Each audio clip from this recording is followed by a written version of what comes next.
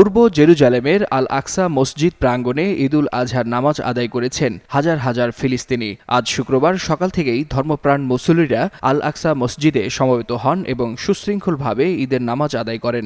ইসলামের তৃতীয় পবিত্রতম স্থান হিসেবে পরিচিত আল আকসা মসজিদ ফিলিস্তিনিদের জন্য শুধু ধর্মীয় স্থানই নয়, এটি তাদের রাজনৈতিক ও জাতীয় পরিচয়েরও এক গুরুত্বপূর্ণ প্রতীক। ঈদুল আজহার দিনে এখানে নামাজ আদায় করা ফিলিস্তিনিদের জন্য ধর্মীয় ও ঐতিহ্যের আচার। ঈদের নামাজ শেষে মুসল্লিরা একে অপরের সঙ্গে ঈদের শুভেচ্ছা বিনিময় করেন এবং পশু কোরবানির মাধ্যমে ঈদুল আজহার মূল আয়োজন সম্পন্ন করেন। আল আকসা মসজিদে ঈদের নামাজের এই বিশাল সমাবেশ ফিলিস্তিনিদের ধর্মীয় ঐক্য ও দখলদারিত্বের বিরুদ্ধে তাদের প্রতিরোধের প্রতীক হিসেবে বিবেচিত হচ্ছে। এই সমাবেশ তাদের দৃঢ় সংকল্প ও ঐতিহ্যের প্রতি অবিচল থাকার বার্তাও বহন করে।